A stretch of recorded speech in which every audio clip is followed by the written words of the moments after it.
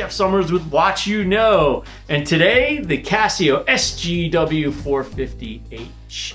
In this video, I am going to give you an overview of the watch, tell you everything you need to know about it, and then I'm going to take it outside, let you see what it looks like out there, and finally I'll give you my opinion. If you like the video, give it a thumbs up and consider subscribing to the channel. But let's wait no longer and get right into it. Okay, the SGW450H by Casio.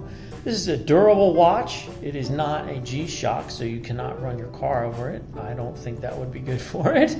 It is made of a resin material. There are two versions of this watch. This is the 2B, which is in orange, and then there's a black and blue, which is the 1A. Now, what I'm not going to do in this video is to show you how to adjust the watch in every possible way. There is another great video for that, and I can link that to the description. But I am going to do something I think you'll find beneficial, is to tell you what the modes are and just to walk through them with you, and then we'll take it outside and I'll give you my opinion. So yeah, the watch takes barometric pressure readings, it takes altitude measurements, it has a built-in thermosensor which gives temperature readings, and you can change it from Celsius to Fahrenheit. There obviously is an analog display and the digital display. We have backlighting on the watch, which if I hit the light, I don't know if you'll see much of a change in here under these lighting circumstances. There's lume on the hands. The backlighting you can adjust between 1 and 3 seconds. 100 meters of water resistance. The glass is a resin type glass. And the altimeter measuring range is from negative 2,300 feet to 32,800 feet. This watch also has an atmospheric pressure differential pointer, which is here.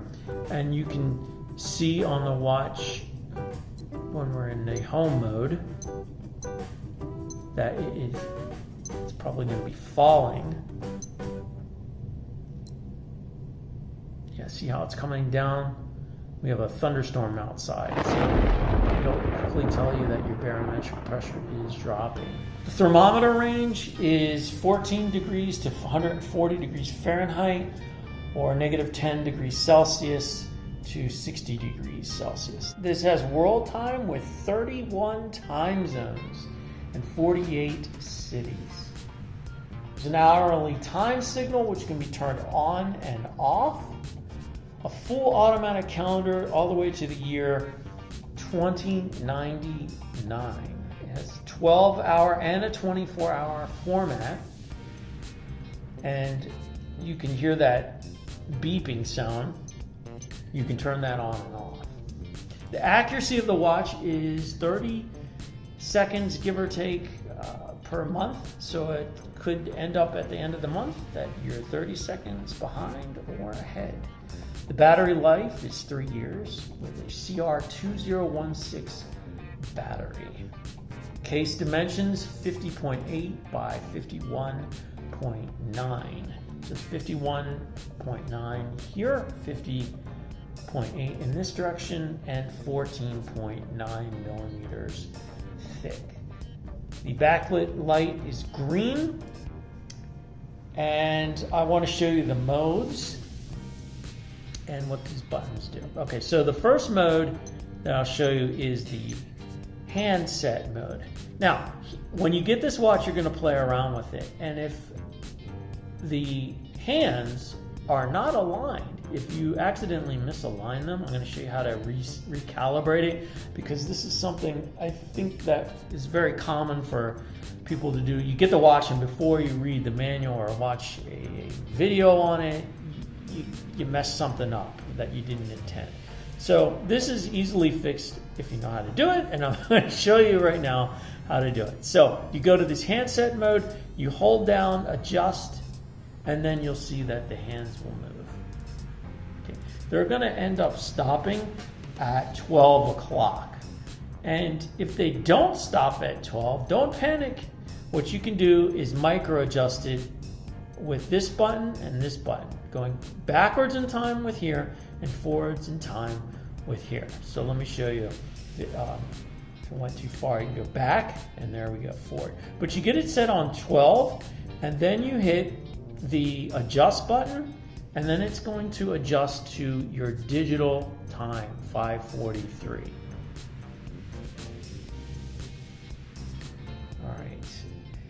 Now, after this finishes, it went about as far as it could possibly go, right? So the next mode we have is the home mode, as I call it, with the day, the date, your time. And your time, by the way, is always displayed in whatever mode that you're in there. Always up in that corner. That's nice and convenient. Next, barometer, barometric pressure. Takes a few seconds, and voila, there it comes in. All right?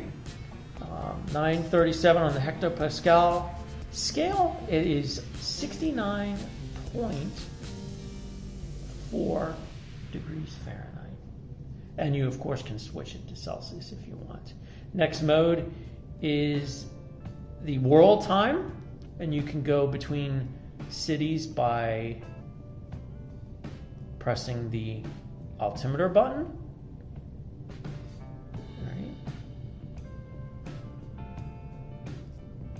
And the next mode is your stopwatch. Start and stop the stopwatch with the adjust button. I mean the the altimeter button. Stop it to reset it is the adjust button. Next mode is a countdown timer mode. Begin countdown. Which we can see I've already had this thing going. And your next mode is your alarm modes, and there are 5 alarms on the watch. Okay, and you can go through the different alarms by the altimeter button. Okay, next mode is the handset mode. So we've gone through those. To get to the altimeter, you have to make sure it's on that home mode, which looks like that, and then you press it, and it's going to take a few seconds to read your altitude, and we see that we're at 140 meters. Yes, it'll switch to feet if that's what you so choose, and it shows you your temperature, and then once again we have your time, which is conveniently there. On the barometric pressure, if the barometer is falling like it is outside because it's a thunderstorm, you'd go to the home mode, and you will see that, see how this is falling? Okay, now if the barometric pressure is rising, of course it goes in the other direction. And those are the features and functions of the watch. So let's take this outside and let's see how it looks out there. All right, I wanted to give you an idea of what the Casio SGW450H looks like in the sun. And here it is. All right, great job by Casio.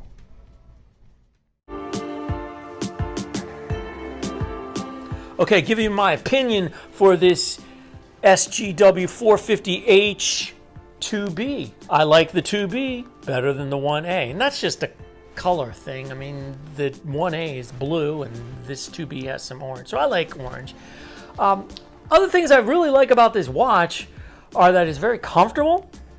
It also has the time telling for both analog and digital. It's durable. No, you can't bang it with a hammer and run over it with your car and expect for it to survive that. But if you want to go parachuting or spelunking or rock climb or something adventuresome, it's going to be great for that. I also like that it has a gazillion features: thermometer, barometer, altimeter, countdown timer, multiple alarms. It's got a lot. And it has a lot for $79, which is the price of the watch on Casio.com. I found it for $50 on Amazon. If you can find it for a price like that, get it. It's a great watch. It only has 3 drawbacks, and here they are. First drawback is it's very difficult to tell the time with the digital display part of the watch in certain lighting conditions inside. Outside, not an issue, but inside, they could have done better with that. Second, the watch is kind of bulky. This is a big watch, so a lot of people may not like a watch so big. My wrist is a 6.5-inch wrist, just to give you some size comparison there. And finally, I'm not sure if this is a drawback, but if you have a watch that has this many functions and features, it's going to take a little bit of time for you to learn. There's going to be a learning curve, and you're going to have to spend some time reading the manual or watching videos like this one. And I hope you liked this video. If you did, give it a thumbs up and consider subscribing to the channel. If you have a comment that you would like to make about this watch, the video, ask me a question about whatever, or you have a suggestion for a watch you want me to review, let me know in the comments below, and I'll see you in the next review. So have a great day, great evening, great morning, afternoon, whatever time it is. Bye.